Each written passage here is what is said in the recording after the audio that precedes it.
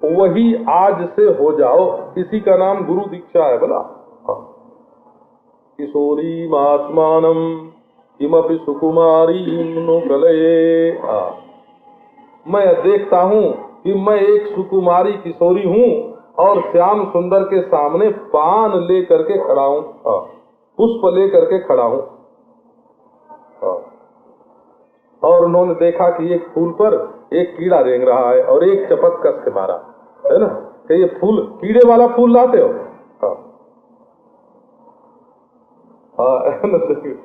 लगने दो अपने को एक चपत, देखो उस चपत में क्या मजा आता है।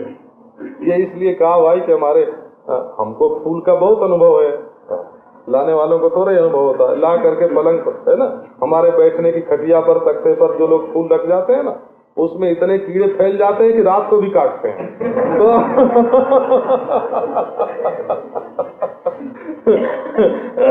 वो फूल चढ़ाने के साथ साथ कीड़ा भी चढ़ा जाते हैं। तो नारायण नारायण नारायण। तो देखो सौलभ्यम भक्तो, भक्ति में सुलभता है। अच्छा, चौथी बात भक्ति में ये है,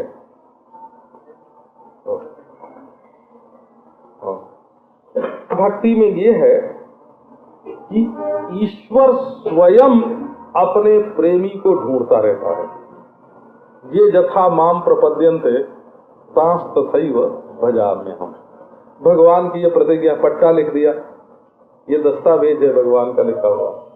ये यथा माम प्रपद्यन्ते तांस तथैव भजाम्यहम् हम। तो भाई एक आदमी एक कदम भगवान की ओर चलने के लिए उठाता है, एक कदम सिर्फ, तो ये यथा माम प्रपद्यन्ते, भगवान को एक कदम उठाना पड़ेगा, है ना। ऐसा समझो कि हम एक क्षण भगवान के लिए देते हैं तो भगवान एक क्षण अपना हमको भी देंगे, है?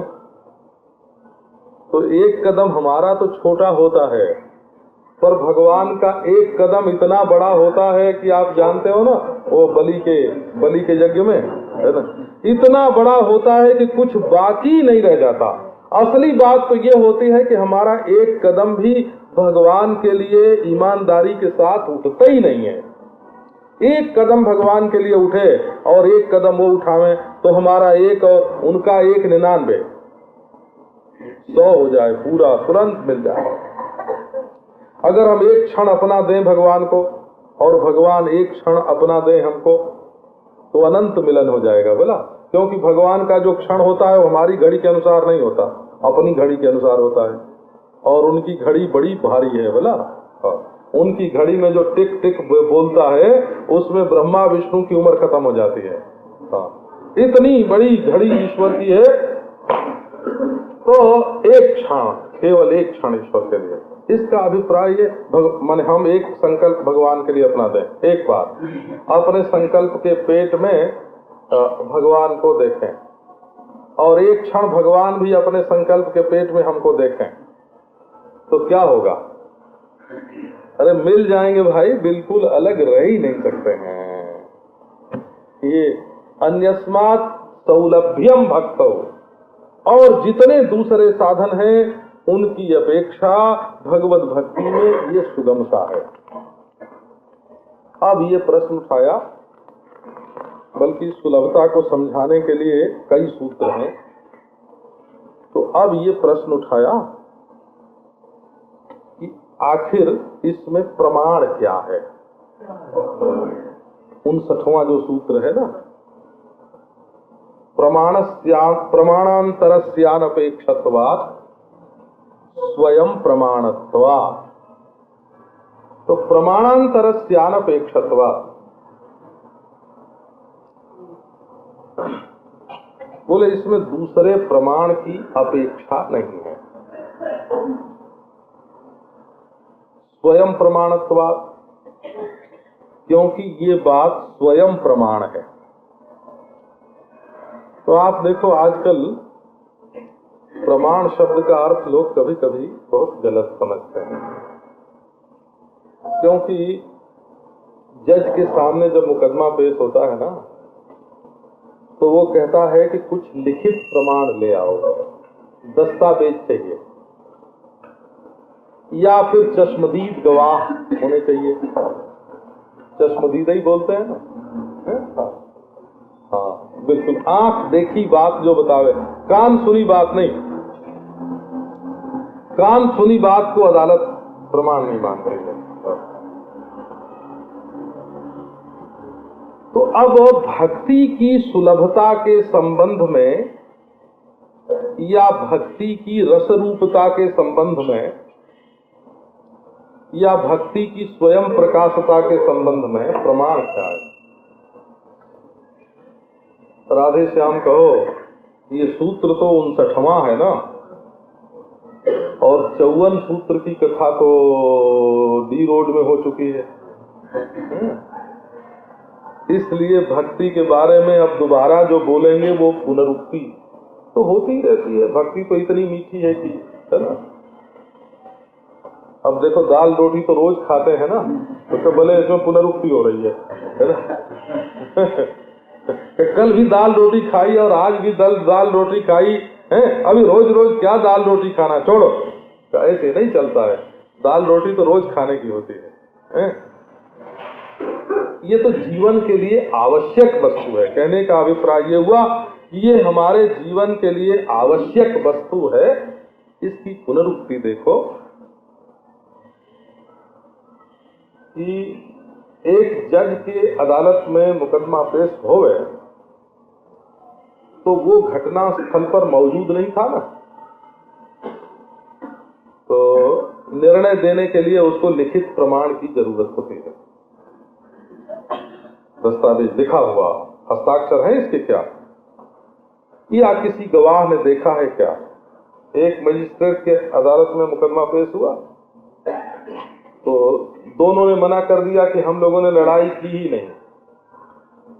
तो मजिस्ट्रेट साहब बोले कि उस समय अदालत वहीं आलू खरीद रही थी, तो है ना, माने वो खुद ही आलू खरीदने बाजार गए थे, दो आदमी लड़े थे तो वहां मौजूद थे, है ना। तो बोले कि मैं खुद ही वहां था और देख रहा था। लेकिन जज की गवाही मानी नहीं जाती है, वो गवाह दूसरा होना चाहिए। ऐसे काम नहीं बनता है। अब हम आपसे पूछते हैं, कुछ ऐसी बातें हैं जिनके बारे में न तो लिखित दस्तावेज होने की जरूरत है और न तो दूसरा कोई आंख देखा गवाह होने की जरूरत है। क्या? अच्छा, आप हैं, इसमें क्या प्रमाण है? कहो कि दूसरे ने आपसे कहा है, किसी ने गवाही दी है कि आप हैं इसलिए आप हैं, कि किसी किताब में लिखा है कि आप हैं इसलिए आप हैं? अरे आप हैं, ये बात आप स्वयं अनुभव कर रहे हैं कि मैं हूं, यही इसमें प्रमाण है। अच्छा, आपके मन में सुख है कि दुख है? आज ये जब कोई गवाही आके देगा तब मानोगे कि अपने आप जानते हो? तुम्हारे मन में आज जो सुख है या दुख है वो किसी पोथी में लिखा हुआ है इसलिए मानते हो? कि नहीं भाई, वो तुम्हारे दिल में है और तुम उसका अनुभव करते हो इसलिए उसको मानते हो। इसी को बोलते हैं स्वयं प्रमाण, बना। तो जैसे हमारे दिल में सुख है कि दुख है, इसको देखने के लिए दस्तावेज की जरूरत नहीं, गवाही की जरूरत नहीं, कान से सुनने की जरूरत नहीं, आंख से देखने की जरूरत नहीं, नाक से सूंघने की जरूरत नहीं, जीभ से चखने की जरूरत नहीं, त्वचा से छूने की जरूरत नहीं।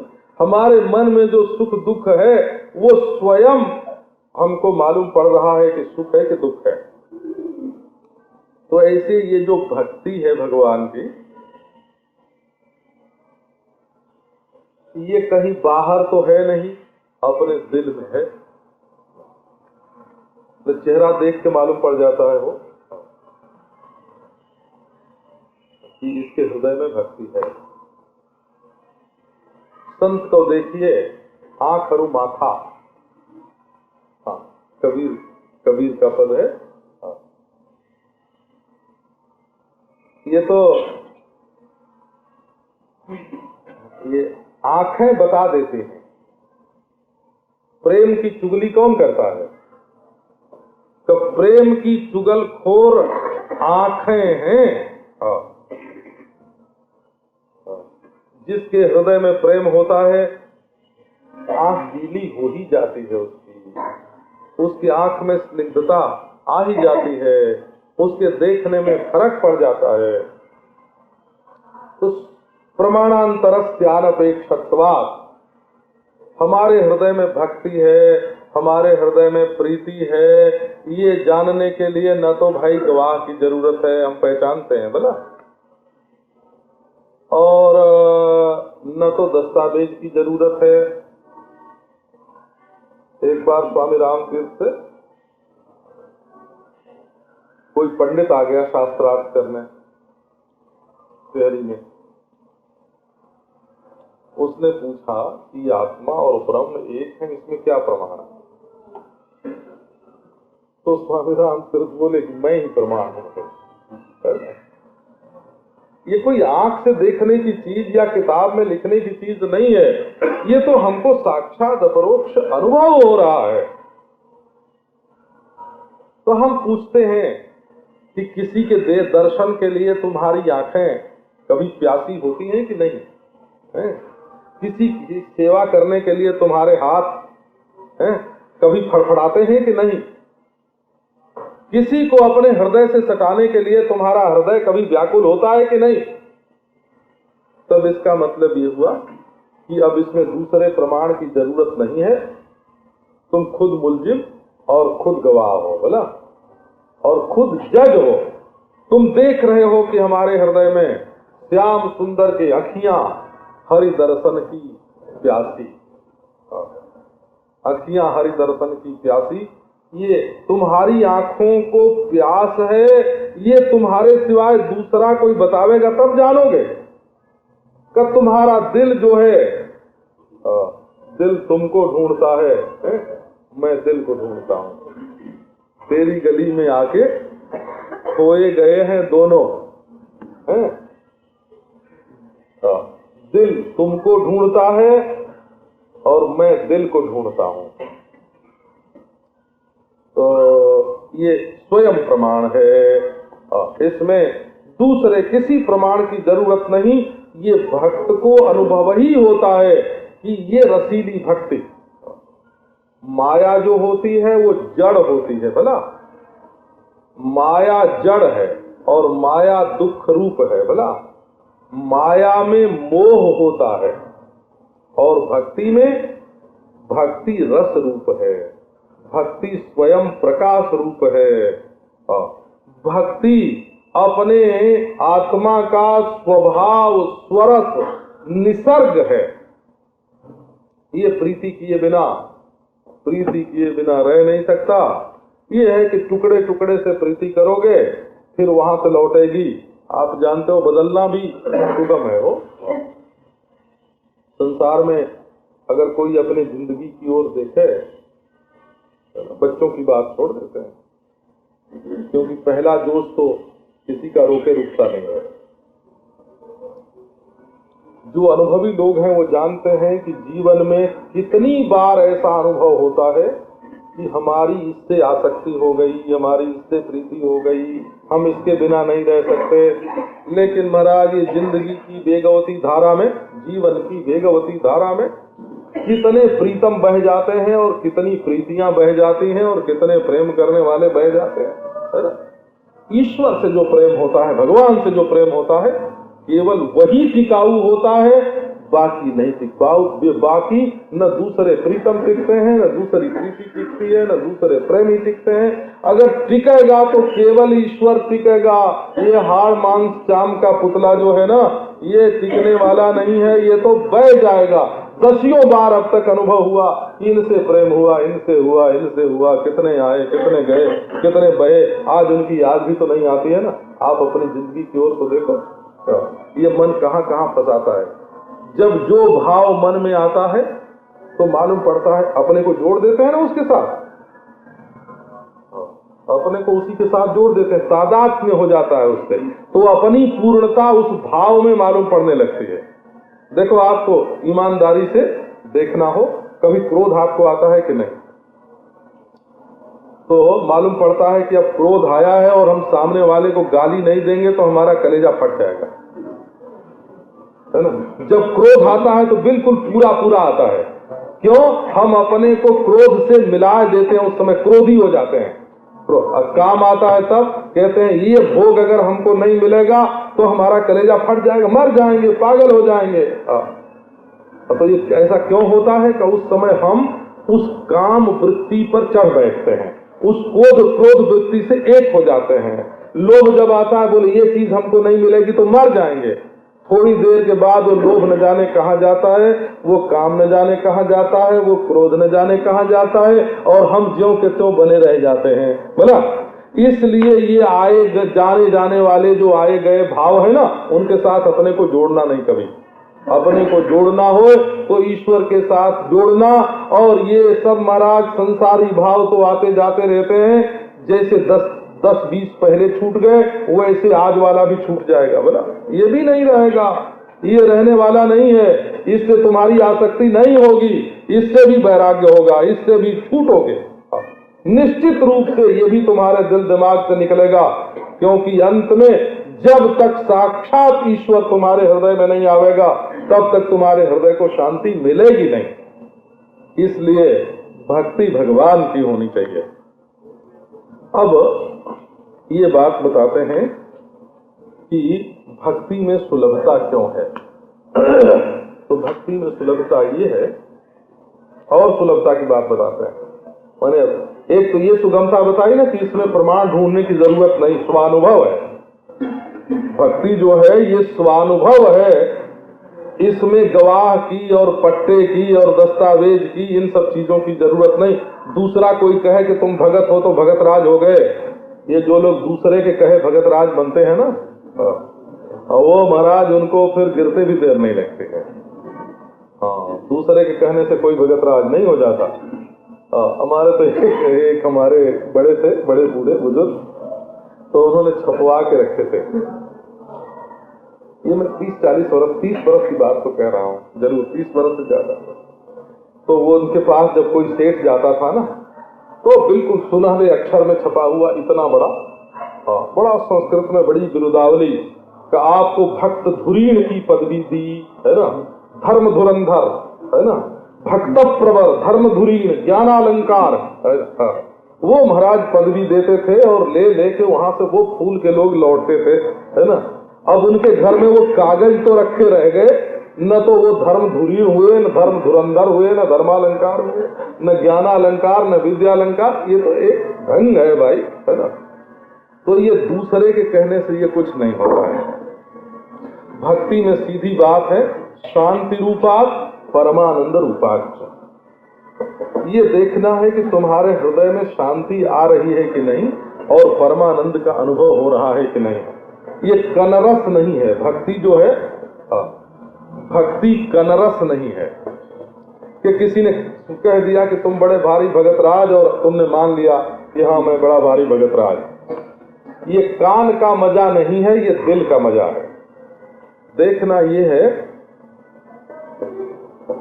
कि एक तो बाहर की चीजें ज्यादा खींच न सकें। शांति का अर्थ ये है, जिसके घर के अंदर मजा है उसको दिन भर सड़क पर घूमने की क्या जरूरत है। देखो दिन भर बाहर कौन आदमी घूमता है, या तो उसके घर में खाने का ठिकाना नहीं है, या तो बाहर उसको बड़ा मजा आ रहा है। दोनों बात हो सकती है। तो जिसके हृदय में भक्ति है उसके लिए बाहर का कोई आकर्षण नहीं है, इसलिए शांति है चित्त में, और मजा उसको भीतर जो अपना परमेश्वर है वो दे रहा है।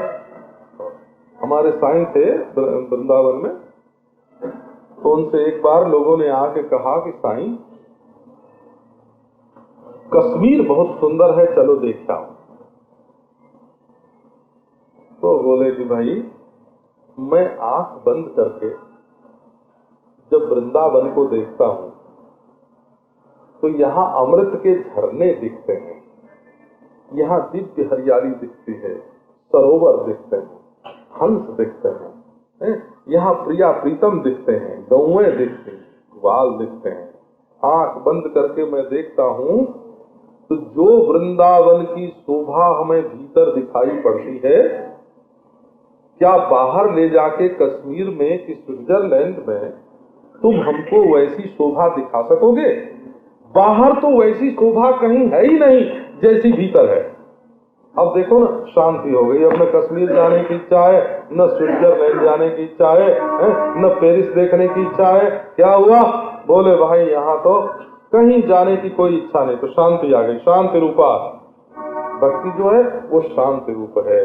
और परमानंद रूपत्वाच, और परमानंद रूप है, परमानंद रूपाच, और परमानंद रूप है। जितना मजा चाहो, पैसा नहीं लगे, रुपया नहीं लगे, जाना नहीं पड़े किसी की, है ना, किसी की खुशामद नहीं करनी पड़े, अपने घर में बैठा ईश्वर। और नहीं महाराज का उसने बेवफाई की, का उसने धोखा दिया है, का वो झूठ बोला, का वो हमको ठग रहा है, का उसने बाधा डाली, उसने विघन डाला, है ना, उसने हमारी इच्छा पूरी नहीं होने दी।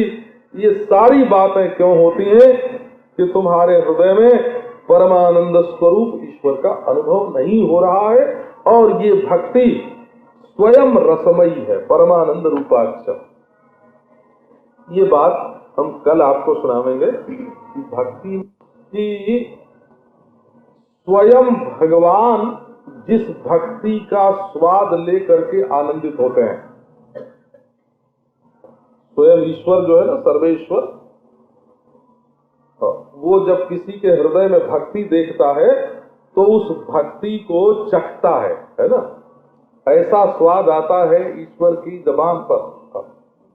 भक्त के हृदय में होती है भक्ति, और भक्त के दिल में रहने वाली भक्ति को ईश्वर थोड़ा चाट लेता है, वो चूम लेता है, थोड़ा उसका स्वाद लेता है।